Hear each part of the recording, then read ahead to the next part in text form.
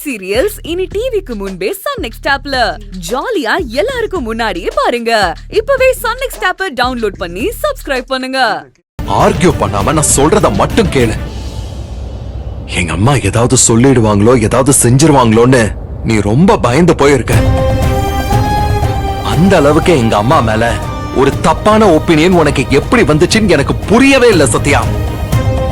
எனக்கு ரொம்ப ஷாக்கிங்கா இருக்கு. எங்க அம்மா அவங்க கூட எவ்வளவு க்ளோஸா இருந்தாங்க. அவங்க மேல உனக்கு இருக்கிற பயம் தான் எல்லாத்துக்குமே காரணம். Actually she is very sweet, you know. நான் சொல்லு. வேண்டாம் விடு அர்ஜுன். என்கிட்டயாவது என்ன பிரச்சனை நீ அப்பவே சொல்லிருக்கலாம்ல. நான் சார்ட் அவுட் பண்ணிருப்பேன்ல. யாரு நீயா? ஓ இப்போ என் மேல நம்பிக்கை இல்லாம போச்சா உனக்கு? இல்ல அர்ஜுன், அப்படிலாம் இல்ல. நீ அம்மா கிட்ட தேவி அண்ணி கிட்ட எந்த பிரச்சனையும் பண்ண மாட்டேன்னு எனக்கு நீ சத்தியம் பண்ணிருக்க. சரி சரி. அண்ணியோட அப்பா அம்மாவை போய் பாப்போம், அவங்க கிட்ட பேசுவோம். ஆனா நானா போய் பேசினா அவங்களுக்கே என்ன தெரியாது, புதுசா தான் பாப்பாங்க. நான் சொன்னாலும் நம்ப மாட்டாங்க. அதனாலதான் நான் உன்னை கூட்டிட்டு போறேன். இது என்ன இப்படி ஒரு பார்வை? இதுக்கு என்ன அர்த்தம்? அண்ணியோட அப்பா அம்மாவை நாம கன்வின்ஸ் பண்ணி சென்னைக்கு கூட்டிட்டு வருவோம். அதுக்கப்புறம் அவங்களும் என் அப்பா அம்மாவும் என்ன முடிவெடுத்தாலும் அது அவங்கள சார்ந்தது. அப்புறம் அது அபி அண்ணி சம்பந்தப்பட்ட விஷயம். அதுல நாம தலையிடக்கூடாது. முக்கியமா நீ சத்யா. எனக்கு தெரியும் நீ எல்லாருக்கும் நல்லது நினைக்கிற சத்யா. ஆனா நீ நல்லது நினைச்சு பண்ற எல்லாமே நல்லதாவே முடியறதில்ல. அதனால எல்லாருக்கும் கஷ்டம் ஏற்படுது. அதனால இதுல இருந்து நீ விலகியே நில்லு, நாங்க பாத்துக்கிறோம். இன்னியோட நாம இந்த பிரச்சனைக்கு ஒரு முடிவு கட்டுறோம்.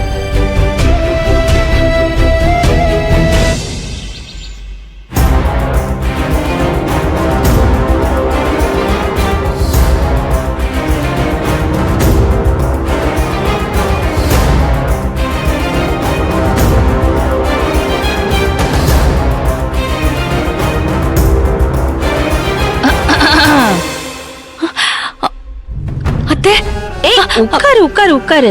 ஏன் இப்படி பதற? இல்லத்த, நீங்க வந்தத கூட கவனிக்கல. ஆமா, அப்படி என்ன யோசனை? அத்தை, அது வந்து இருக்கும் தானே. ரொம்ப நாளைக்கு அப்புறம் உன் அப்பா அம்மா வர போறாங்க. அர்ஜுனும் சத்யாவும் அவங்கள கூட்டிட்டு வர போயிருக்காங்க. அத நினைச்சு நீ அப்படியே சந்தோஷத்துல உறைஞ்சு போயிருக்க. கரெக்டா? அத்தை, நான் வந்து மறைக்காம உண்மையா சொன்னது உங்களுக்கு என் மேல கோவமா இருக்காத்த? நான் இத்தனை நாள் இத சொல்லவே இல்லையேன்னு. இல்லவே இல்லம்மா, அத நினைச்சு நீ பயந்துக்காத. அதான் சத்யா உன்ன உண்மைய சொல்ல விடாம தடுத்துட்டா அப்படின்னு சொன்னியே. அதுவும் இல்லாம தேவி, உண்மையை சொல்றதுக்கு எப்பவுமே ஒரு மன உறுதி வேணும். எப்படி நான் உன்கிட்ட சில உண்மைகளை சொல்லி மன்னிப்பு கேட்டேனோ அதே மாதிரி நீயும் இன்னைக்கு சில உண்மைகளை சொல்லி உன்னோட தைரியத்தை எல்லாருக்கும் நிரூபிச்சிருக்க. எனக்கு அது பிடிச்சிருக்குமா? நீயும் நானும் இப்ப பாரு, same bench. cheer up, cheer up. அத்தை, என் அப்பா அம்மா இங்க வந்தா, அவங்க இங்க வந்தா நான் கொடுக்க போற வரவேற்பே வேற லெவல்ல இருக்கும்மா. இது வரைக்கும் அவங்களுக்கு யாரும் கொடுக்காத வரவேற்பா இருக்கும்.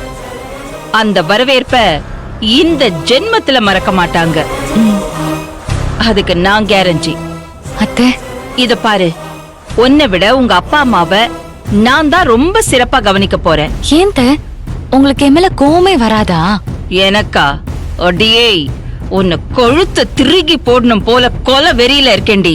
நேரம் தான் சரியா வாய்க்கல. முகரே பாரு. அத்தை, ஏமா அப்படி கேக்குற? இல்ல, நான் ஆபீஸ்ல வேலை பார்க்கும்போது உங்களை பயங்கர கோவக்காரியா பாத்திருக்கேன். நீங்க ஒரு டெரர் அத்தை. ஆனா இப்ப நான் எத்தனையோ முறை தவறுகள் பண்ணிருக்கேன். அபிய காதலிச்சு ரகசியமா கல்யாணம் பண்ணிருக்கேன். கல்யாணத்துக்கு முன்னாடி குழந்தையும் உண்டாயிருக்கேன்.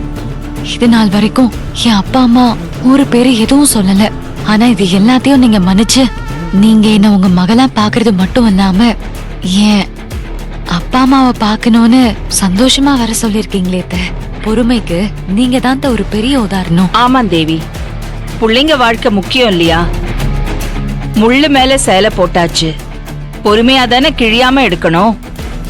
என் பிள்ளைய நான் அப்படித்தானே இனிமே மீட் எடுத்தாகணும். நான் புள்ளன்னு சொன்னது அபியன்னு நினைச்சியா? நான் ஒன்னதாமா சொன்னேன். உன் வாழ்க்கையில இவ்ளோ பிரச்சனைகள் இருக்கு. நான் அத பொறுமையா தானே சரி பண்ணி ஆகணும். எடுத்தேன் கவுத்தேன் எதுவும் பண்ண முடியாதுல்ல, அத சொன்னேம்மா. அது மட்டும் இல்லாம என் சம்பந்திய நான் பார்க்கணும்னு ஆசைப்படுறது திடீர்னுலாம் ஒண்ணும் இல்லல்ல. நீ கல்யாணம் ஆகி வந்த நாள்ல இருந்து நான் அதைத்தானே கேட்டுக்கிட்டு இருக்கேன். அந்த ஆசை கூடிய சீக்கிரம் நிறைவேறும். அவங்க நாளைக்கு இங்க வந்துருவாங்க. அவங்க வந்தாலும் உன்கிட்ட ஏதாவது கோவமா பேசினாலும் நீ எதுவும் பதில் பேச வேண்டாமா? பேச வேண்டியது எல்லாமே நான் மட்டுமே பாத்துக்கிறேன். ஆக்சுவலி நான் கொடுக்க போற வரவேற்பை பார்த்து உனக்கு பேசவே தோணாதுன்னு வச்சுக்கயேன். அப்படியே நீ வாயடிச்சு போயிடுவ. சரிங்க, நான் அமைதியாவே இருக்கேன். நீங்களே அவங்க கிட்ட என்ன பேசணுமோ பேசி இந்த பிரச்சனைய ஒரேடியா முடிச்சிருங்க. நிச்சயமாமா, ஒரேடியா முடிச்சிடுறேன்.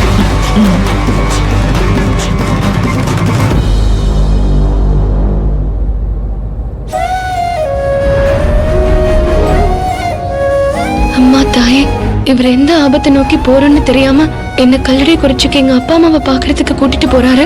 நான் என்ன சொன்னாலும் அதை புரிஞ்சுக்கிற மனநிலைமையில அர்ஜுன் இப்ப இல்ல. தேவி என்ன வசமா மாட்டி விட்டுட்டா. எனக்கு ஒரே துணை பக்கபலம் இனிமே நீதான். என் அப்பா அம்மா யாருன்னு தெரிஞ்சா பூகம்பம் வெடிக்கும். எப்படியாவது தடுத்து என்ன காப்பாத்துமா.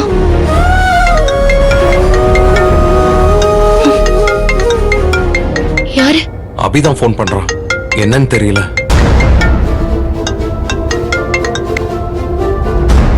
ஹலோ அபி. அர்ஜுன், எங்கடா இருக்க? என்ன விஷயம்? அர்ஜுன், அப்பாக்கு திடீர்னு ஹார்ட் அட்டாக் வந்திருக்குடா. வாட்? ஆமாடா, அம்மா போன் பண்ணாங்க. நடந்துகிட்டே இருக்கும்போது திடீர்னு மயக்க போட்டு கீழே விழுந்துட்டாராமாடா. என்ன அபி சொல்ற? எப்படி திடீர்னு? நல்லா தானே இருந்தாரு. ஸ்ட்ரெஸ் ஆயிருப்பாரு. அர்ஜுன், ஆம்புலன்ஸ் வர வச்சு ஹாஸ்பிடல் கூட்டிட்டு போயிட்டாங்களாடா. நான் ஆபீஸ் போயிட்டு இருந்தேன். இப்ப நேரா ஹாஸ்பிடல் தான் போயிட்டு இருக்கேன். நீயும் நேராக வந்துடுறா. சரி அபி, நானும் வந்துடுறேன். சரி, ஓகே, பாத்து வாடா. காட். எங்க திடீர்னு மாமாவுக்கு எப்படி? மாமா தான் நமக்கு முக்கியம். சரி, நீங்க காரை திருப்புங்க.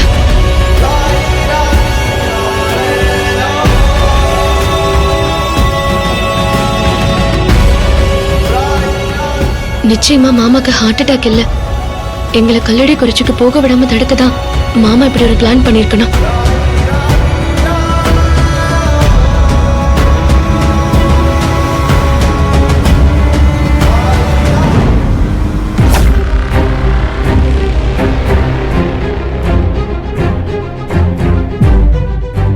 ஏன் இப்படி ஆச்சு அவருக்கு? நல்லதானே டேப்லெட் எல்லாம் எடுத்துட்டு இருந்தாரு. ரெகுலர் செக்கப்க்கு போயிட்டு தானே இருந்தாரு. எல்லாம் இந்த சத்யா பண்ண கலாட்டால வந்ததண்ணி. எவ்வளவு தைரியம் நெஞ்சழுத்தத்தோட சபையில நின்னு ஆமா நான் தான் பொய் சொல்ல சொன்னேன்னு சொல்றா. அதை கேட்ட பிறகுதான் அண்ணனுக்கு இப்படி ஒரு மருமகளான்னு அதிர்ச்சியில இப்போ நெஞ்சு வலியே வந்துருச்சு.